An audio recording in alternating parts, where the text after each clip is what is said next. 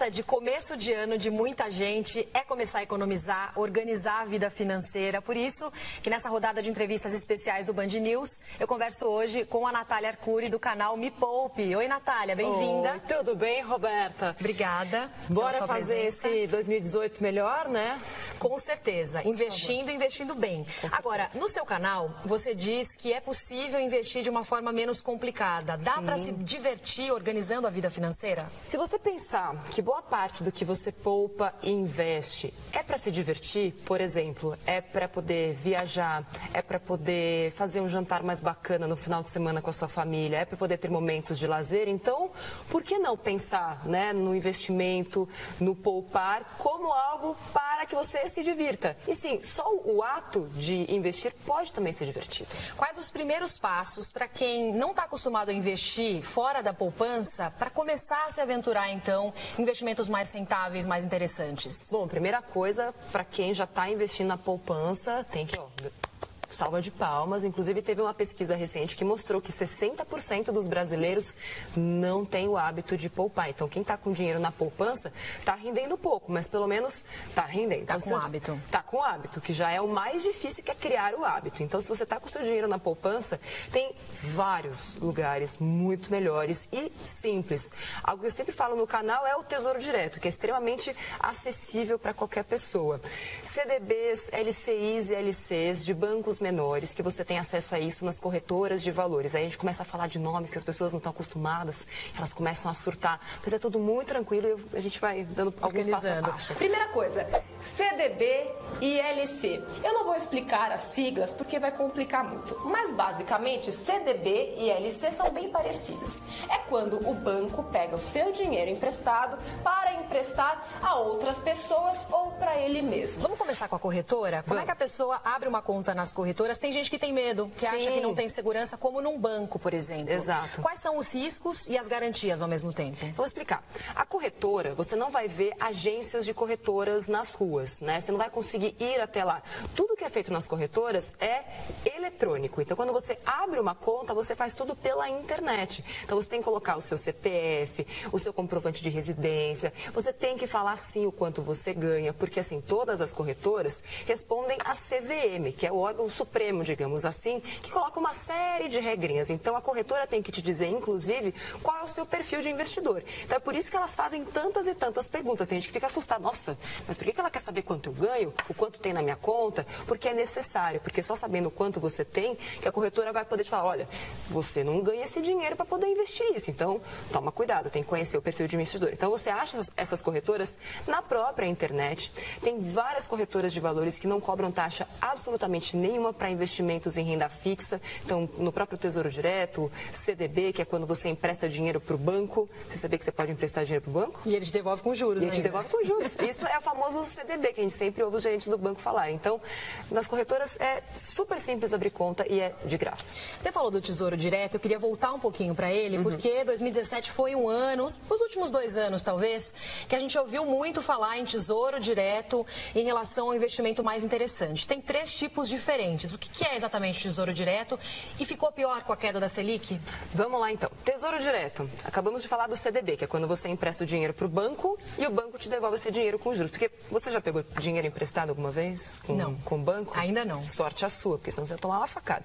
Mas a pessoa que pega dinheiro emprestado com o banco cobra juros dela. Agora, de onde que o banco tira dinheiro para emprestar para aquela pessoa? De pessoas. Alguém emprestou dinheiro para o banco emprestar para outras pessoas. A mesma coisa acontece com o Tesouro Nacional.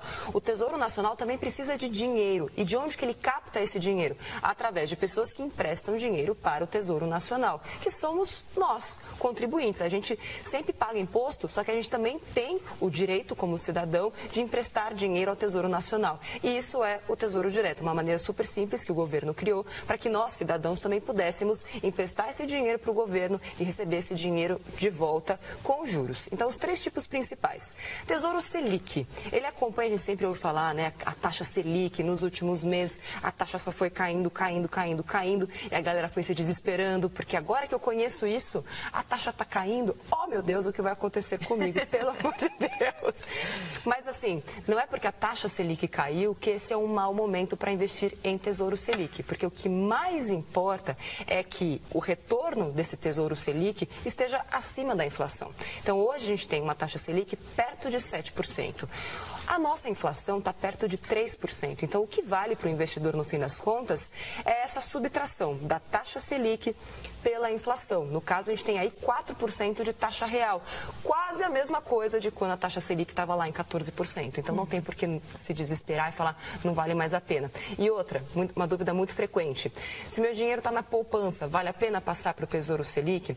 A poupança, depois que a taxa Selic caiu abaixo de 8,5%, ela passou a remunerar a 70% da taxa Selic, ou seja, digamos, só para facilitar a conta, que a taxa Selic fosse 10%, a poupança pagaria para quem investe 7%. Então, sim, vale a pena investir em Tesouro Selic. Os outros dois tipos, só para falar bem rapidinho. Tesouro IPCA, que você sempre vai ganhar da inflação, mais recomendado para investimentos a longo prazo, e o Tesouro Pré-fixado, que agora eu acho que já não vale muito a pena, porque ele fixa uma taxa e é aquela que você vai receber lá no fim do período. E não precisa ter muito dinheiro para investir no Tesouro Selic. Tem gente que acha que precisa de uma quantidade mínima. Olha, precisa de muito dinheiro, muito mesmo. São R$30. Difícil de conseguir. Para muitas pessoas, infelizmente, ainda é muito difícil ter R$30, mas quem tem R$30 sobrando, espero que tenha, faça algo melhor com ele e manda para o Tesouro Direto. E para o pessoal de casa entender, assim, que não existe a corretora quebrar, né? Ela é uma ponte. Sim. Mas caso o banco que você está investindo quebre, você tem uma garantia de retorno também. Com certeza. Inclusive, a corretora também pode quebrar. Mas o importante é as pessoas saberem que as corretoras de valores, elas são só uma espécie de ponte, né? Então, você vai passar o dinheiro da sua conta corrente do banco para a sua conta na corretora. Lá na corretora, você mesmo sozinho vai colocar lá, vai programar para onde vai aquele dinheiro, que geralmente são bancos menores. E por serem bancos menores, que muitas vezes as pessoas nunca ouviram falar, nossa, será que é confiável? Mas como tem a garantia do FGC, que foi isso que você me perguntou, ele cobre até R$250 mil por CPF e por instituição financeira. Então, por mais que você não conheça aquele banco, claro que é sempre bacana fazer uma pesquisa, dar uma olhada na própria internet para ver quanto tempo tem aquele banco, ele é seguro, não é e tal. Aí sim, mandou o dinheiro para lá, se tudo der errado, até R$250 mil, já contando com a rentabilidade, você está protegido. Uhum. Agora, muita gente prefere investir na previdência privada. Sim. No seu canal, você até fala do Cid Nelson, que é o gerente de banco, do banco, isso aqui que eles vão me pegar muitas vezes não dá informação tão correta, as pessoas precisam buscar outros tipos de informação. Sim. Parcela essa dívida aqui com o banco, vai ser uma taxinha baixa. Uau, Cid Nelson, isso é o máximo! Perdeu, Cid Nelson! Ai, que festa do fim da taxa alta! Primeira pegadinha que muitas pessoas não se atentam, taxa de carregamento.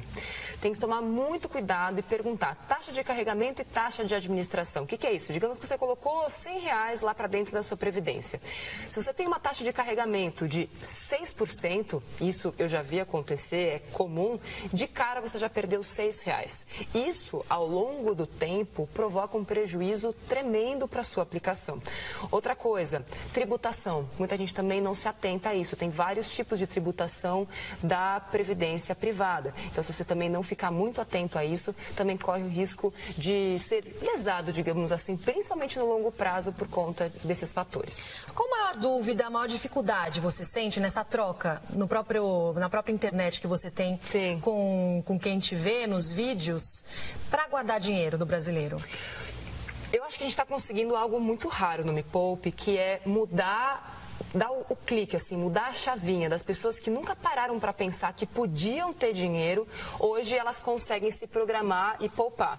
E aí, nesse momento, elas já ficam, e agora? Para onde eu vou mandar esse dinheiro? Então, a dúvida é sempre para onde? O quê? Porque são tantas opções, então você tem Tesouro Direto, tem CDB, tem LCI, LCA, então elas perguntam, mas para onde eu mando? E nunca vai ter o melhor lugar. Essa decisão sempre vai ter que ser do investidor. E é importante que quando a pessoa começar a investir e tal, ela comece aos poucos, mas que ela faça, porque senão ela sempre vai ficar bloqueada. Ai, mas eu não sei muito bem. Então começa com um pouquinho, entende? Vai devagarinho, coloca primeiro no Tesouro Direto, depois começa a olhar lá na corretora, você vai ver, nossa, CDB pagando 120% do CDI, o que é isso? Eu fiz até um vídeo no canal ensinando o que é o bendito do CDI, que todo gerente de banco fala. As pessoas até falam, eu investi no CDI. Aí eu falo, mas é que CDI não é um investimento, CDI é só um tipo uma taxa, né? Um indexador. É mesmo? Você não investiu no CDI, porque não existe investimento em CDI. E muitas vezes, até por conta dessa coloquialidade do dia a dia, do gerente e tal, as pessoas acabam cometendo equívocos por não entender de fato o que elas estão fazendo. O que é uma reserva de emergência básica que todo mundo deveria ter? Vamos lá. Reserva de emergência é aquele dinheiro que você tem perto de você e você espera nunca precisar usar. Assim como a maleta de primeiros socorros que você tem na sua casa, ou como um seguro de vida, ou seguro do carro. Você tem, mas você espera não usar, mas ele está ali. E o que é na prática? 6 meses do seu custo de vida. Então, se a pessoa ganha 3 mil reais, 18 mil reais, bem aplicadinhos num lugar onde ela possa movimentar a qualquer momento. Por exemplo, um Tesouro Selic, que vai render mais do que a poupança, ou um CDB de liquidez diária e que renda no mínimo 97% do CDI. Nos bancos grandes, dificilmente ela vai conseguir esse tipo de performance, esse tipo de rentabilidade. E para que serve a reserva de emergência? Toda vez que você, por exemplo, tem muita gente que tem essa dúvida, peguei o dinheiro do meu FGTS, posso antecipar parcelas do meu financiamento imobiliário? Se você não tem nenhuma reserva de emergência, não é recomendável que você pegue esse dinheiro para antecipar parcelas. Por quê? Se qualquer emergência acontece, você vai ter que recorrer a um empréstimo. E é a pior coisa que você pode fazer, porque você paga muito caro para pegar aquele dinheiro emprestado. Então, tendo uma reserva de emergência, no momento em que você precisa daquele dinheiro, você não precisa recorrer a juros altos para pegar aquele dinheiro. Você estava falando de dinheiro que pode ser resgatado a qualquer momento. Sim. No Tesouro Selic, você nunca perde no resgate? Se você esperar um mês, não perde, porque como o Tesouro Selic, ele te remunera, ou seja, ele rende conforme a taxa Selic, que é diária, não é mensal como muita gente pensa, então todo dia ele vai render um pouquinho. Então, passado o mês, que tem cobrança de IOF e aquilo que a gente chama de valor a mercado, passou um mês, já é recomendável, você pode tirar do Tesouro Selic que você não perde dinheiro. E aquelas aplicações mais a longo prazo, por exemplo, uma aplicação há 3 anos, ou que você só pode tirar depois de 5 anos. Se a pessoa tem qualquer dúvida se ela vai precisar daquele dinheiro nesse prazo, ela não deve investir, ou o dinheiro que ela vai perder não é tão relevante? Dá para ter esse cálculo, essa noção? Tem algumas aplicações que você não consegue tirar mesmo. Então, por exemplo, um CDB com vencimento para daqui a 3 anos. Você pode chorar e espernear, não vai conseguir tirar o dinheiro. Por isso que é importante, antes de qualquer coisa, ter a reserva de emergência. Fez a reserva de emergência? Tá ok? Aí sim você pode começar a pensar em montar essas outras reservas mais a longo prazo, que ainda que alguma coisa te aconteça, aquele dinheiro vai estar bem reservado. E sempre antes de aplicar, se pergunte, para que eu estou aplicando esse dinheiro? O maior erro das pessoas que me mandam e-mails, a gente recebe quase 300 e-mails todos os dias, é esse. O que eu faço com esse dinheiro? Aí eu pergunto, o que você quer fazer com esse dinheiro? Quais são os seus objetivos com esse dinheiro? Porque sem saber qual é o objetivo, qual é o fundamento, é impossível você destinar aquele dinheiro para o lugar certo. Já que você tocou nesse ponto, então, vamos falar um pouco de diversificação. Sempre é necessário diversificar esses investimentos, principalmente quando as ideias de compra são diferentes? Com certeza.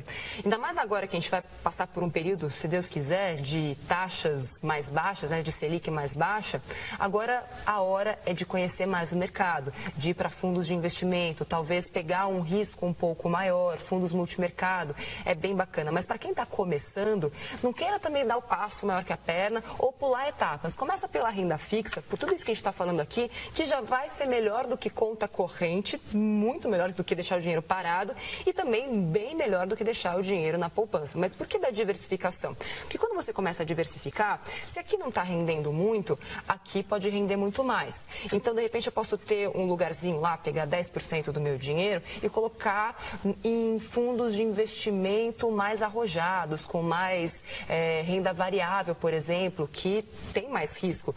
Lá eu posso ganhar muito mais, mas também posso perder, entendeu? Então, por isso que é legal diversificar. Porque se um não foi bem, o outro vai. Isso que é bacana também de fundos multimercado. Para quem está começando a investir e quer entender melhor como é que funciona, os fundos multimercado, eles já têm renda fixa e renda variável, tudo junto. Então, se você que não conhece ainda muito bem, procura um bom fundo multimercado. E é claro que quem está investindo tem que estar sempre ligado no que está acontecendo no Brasil e no mundo, para ter uma ideia também do que está se passando ali pelos rendimentos dos próprios investimentos. Exato. Roberta, não dá para pensar em investir, ainda que você tenha pouco dinheiro, sem ter trabalho. Falar, é fácil investir, e qualquer lugar que você encontrar por aí que fale, não, coloca o dinheiro aqui, rentabilidade alta, dinheiro fácil, pode ser golpe. Então, muito cuidado.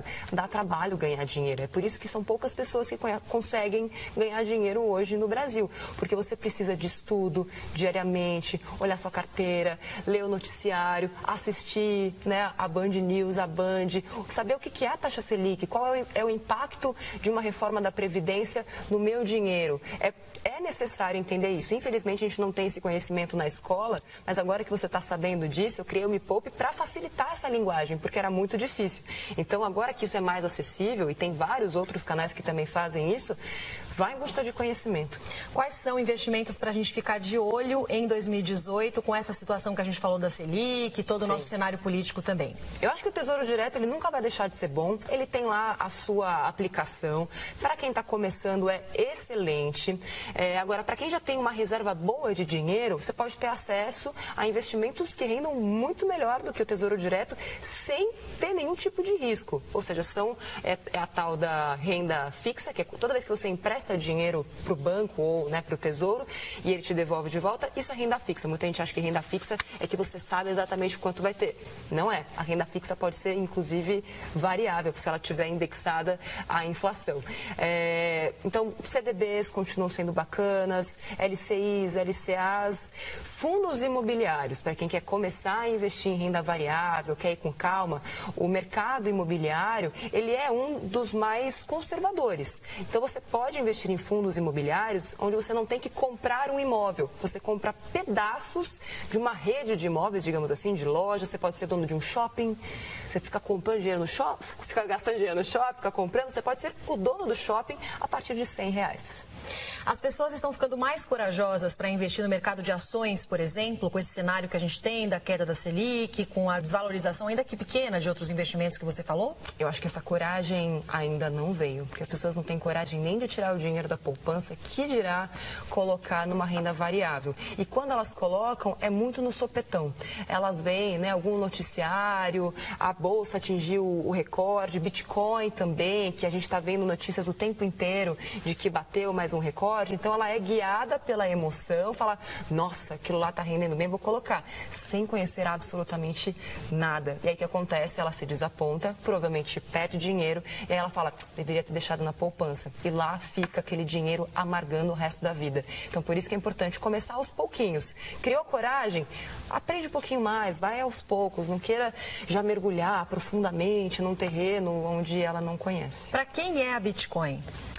O Bitcoin pode ser para todo mundo, mas não pode se ter a ilusão de que você vai ficar rico colocando todo o seu dinheiro em Bitcoin. Eu diria que o Bitcoin é muito mais para quem já tem uma boa reserva e tem lá uma parte desse seu capital que pode ser perdido. É um pouco impactante essa frase, mas é verdade. Ninguém sabe de fato o que pode acontecer. Cresceu muito, rendeu muito? Sim, valorizou bastante. Mas quem pode garantir que não vai ter uma grande perda? Será que esse investidor ele está preparado para ver o que ele comprou lá a 4 mil, 9 mil dólares, baixar para 3 mil dólares no prazo de uma semana? Então, se essa pessoa não está preparada, é melhor ela espera um pouquinho, faz uma boa reserva, depois vai colocando o dinheirinho lá. Uma outra possibilidade de investimento, que aliás é o sonho de muita gente, ainda mais pensando em objetivos de ano novo, seria a compra de um imóvel. Com toda a situação que a gente tem no Brasil, o que você acha do investimento? Para que tipo de investidor seria esse imóvel? Acho que quando a gente fala de imóvel para realização de sonho, é a minha casa própria, é o sonho de cada um. Quem sou eu para falar para alguém, falar não faça isso, não vale a pena comprar um imóvel, porque é sonho. E sonho ninguém tem que julgar. Agora, imóvel como investimento, aí já é outra coisa, né? Porque quando a gente fala no imóvel como investimento, tem uma série de questões que precisam ser avaliadas. Aonde fica esse imóvel? Qual que é a taxa de vacância? Ou seja, é fácil de alugar naquele lugar? Qual que é a projeção de valorização daquele lugar? Enfim, diversos fatores que têm que ser colocados em xeque, porque quando você compra um imóvel, o seu dinheiro está imobilizado de fato. E se você precisar daquele dinheiro, você vai ter que vender o imóvel. Você não consegue vender só uma partezinha, né, daquele apartamento, daquela casa e etc. Então, tem que colocar várias questões, né, no papel, avaliar para ver se faz sentido. Muitas pessoas ficam na dúvida, né, em relação ao aluguel, a um valor que você dá todo mês e às vezes fica com a sensação de que está dando dinheiro por algo que não é seu. Sim. Mas precisa fazer o cálculo certinho para avaliar se vale a pena de fato comprar aquele imóvel. E depende muito da situação também, do valor e da época, né?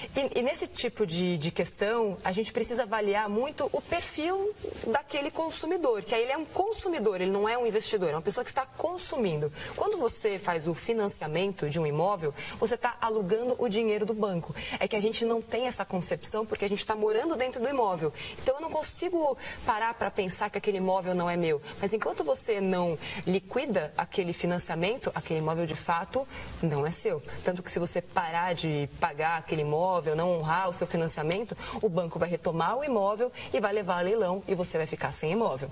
Ao passo que se você alugar um imóvel, você está alugando aquele, né, apartamento, aquela casa e pode, se tiver disciplina para isso, investir todos os meses e muitas vezes ter o dinheiro para comprar o imóvel à vista antes do que você conseguiria fazer se estivesse financiando. É uma conta complicada para o brasileiro, isso ainda é muito fora, né, dos padrões. Nossa, mas alugar, pagar por algo que não é meu, se você aceitar viver um degrau abaixo, como a gente fala, alugar um imóvel mais barato e com o restante que você provavelmente pagaria no financiamento, investir todos os meses, você consegue comprar um imóvel seu muito antes. Para quem está terminando o ano com dívidas, e aí a gente lembra também do parcelamento no cartão de crédito, Sim. Qual é a dica para começar 2018 diferente?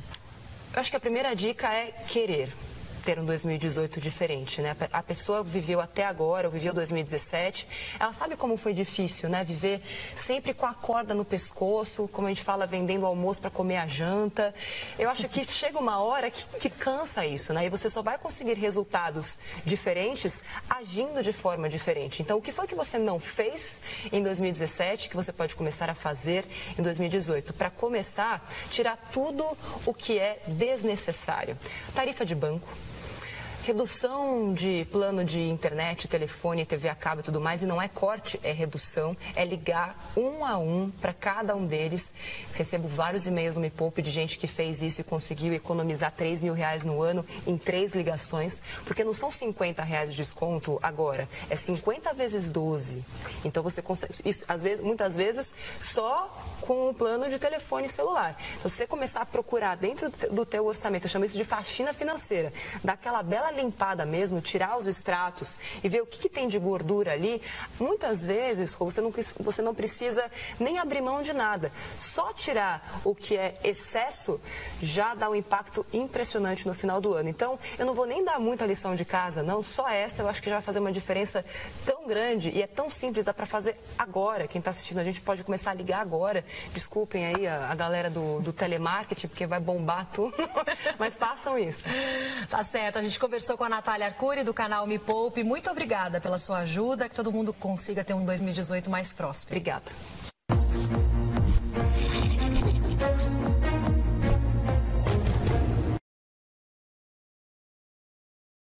Trust, yeah. No, I don't